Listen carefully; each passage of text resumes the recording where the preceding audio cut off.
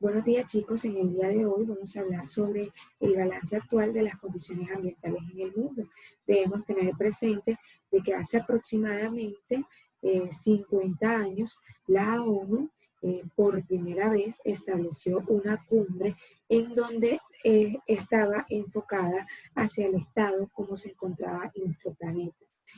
Y recientemente, hace 10 años, eh, 170 países se comprometieron para poder generar un cambio y de esta forma ser amigables con el medio ambiente, en las cuales se establecieron cumplir 20 metas con el fin de proteger la diversidad y el medio ambiente. Entonces, para este momento no se han cumplido con esas 20 metas que se plasmaron debido a una serie de estadísticas que han demostrado que el cambio climático es una realidad. Pasemos nuestra imagen. Entonces, esta, como les decía, vamos a rodar aquí, un poquito acá. Esta, como les decía, estas metas que se plantearon ha sido el fracaso mundial por el intento de cumplir y proteger al medio ambiente, lo cual no se ha ejecutado de la forma como se tenía plasmada. De las 20 metas, solo 6 se alcanzaron parcialmente. El control de las especies exóticas e invasoras, la protección de áreas terrestres y marítimas, la participación equitativa de los beneficios derivados de la utilización de los recursos genéticos.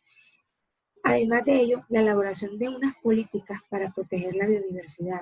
Y no se puede negar que se ha tenido un avance en el conocimiento científico sobre la biodiversidad y la asignación de recursos financieros para proteger la biodiversidad. Pero bien, ¿qué es lo que no se ha cumplido? Aún se sigue dando la sobreexplotación de los recursos que ejerce una presión sobre nuestro planeta. Esto ha generado un impacto, lo cual hace que sea un impacto que no demuestre una amistad con el medio ambiente. Es decir, que esta presión que se ejerce con el fin de la sobreexplotación y para mejorar las economías de muchos países son insostenibles. La segunda meta que no se cumplió fue las especies en vía de extinción.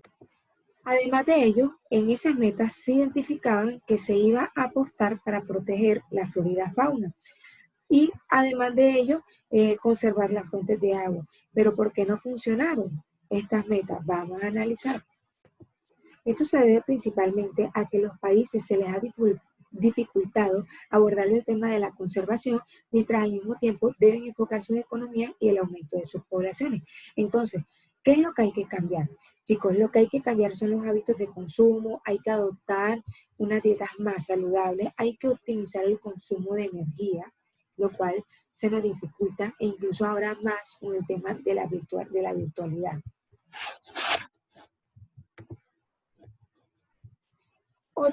Otro tema, como les acabé de mencionar, el de la virtualidad, que se relaciona mucho, como estamos haciendo un estudio del balance medioambiental en el mundo, el coronavirus está teniendo una gran influencia, pues no se puede negar que la pandemia no es realmente buena para el medio ambiente.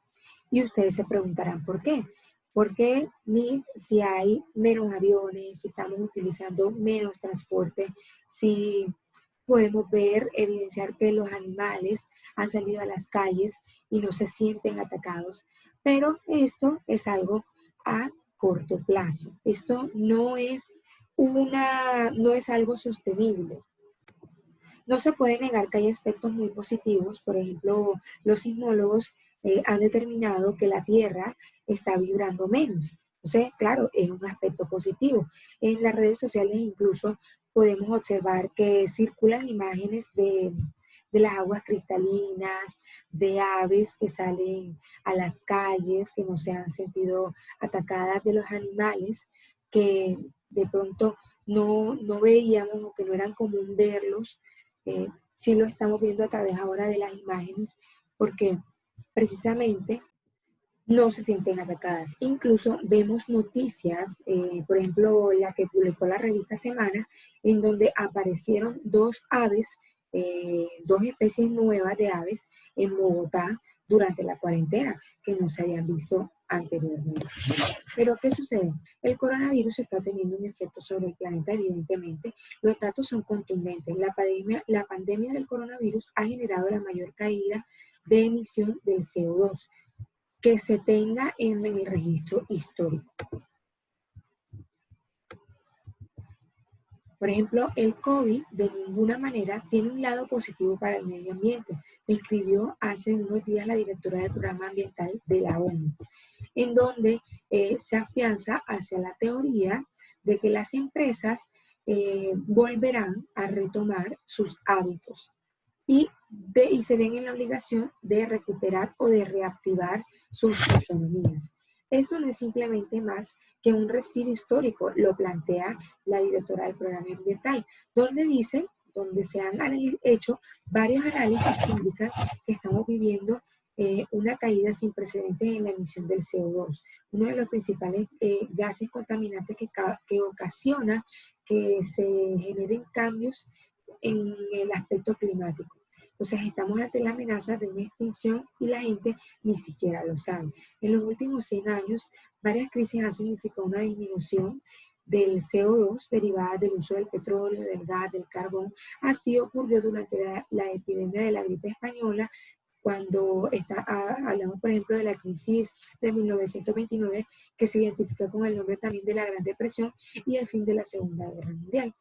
La caída más fuerte, sin embargo, en unos pocos meses la ha obtenido el coronavirus debido al confinamiento en el que nos encontramos.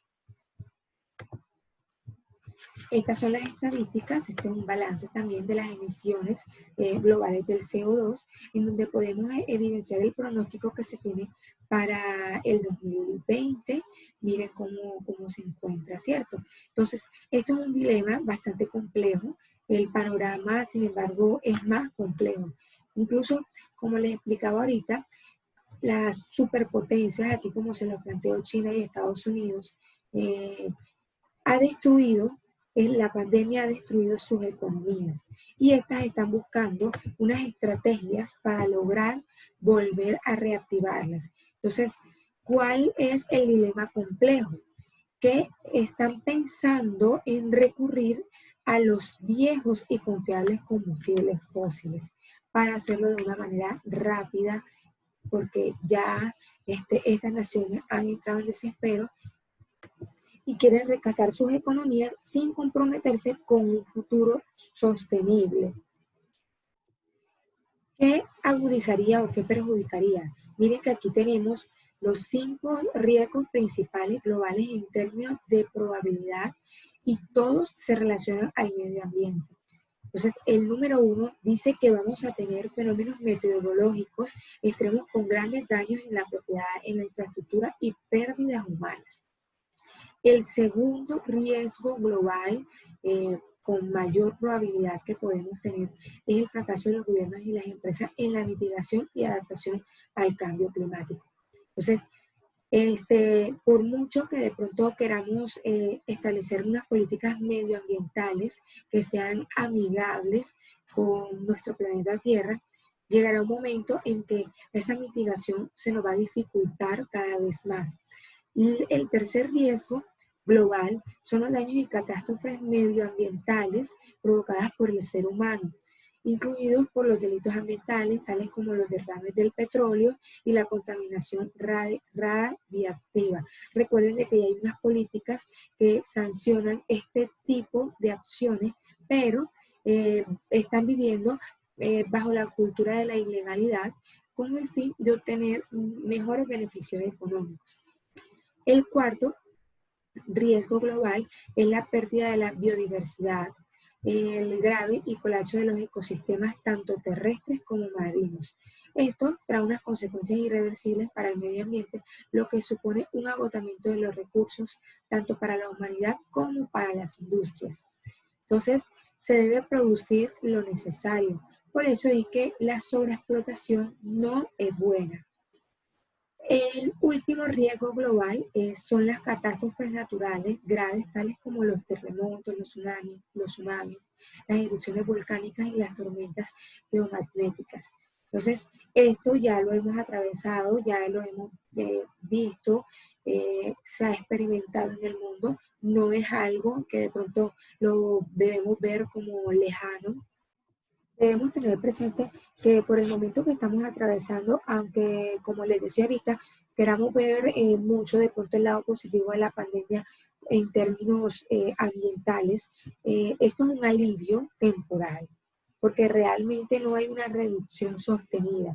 Estos son unos beneficios, pero lo estamos viendo a corto plazo. Entonces, cuando la economía quiera reabrir, es probable que todos vuelvan a las prácticas que se tenían anteriormente. Entonces, es cuestión de cambiar los hábitos de producción y cambiar los hábitos de consumo. Recuerden de que tenemos una sola salud, debemos interpretarlo de esa forma. Cuando hay una salud humana, hay salud ambiental, hay salud animal. Cuando hay salud animal, se genera asimismo una salud ambiental y una salud humana. Entonces, debemos tener en cuenta que estas tres deben estar articuladas.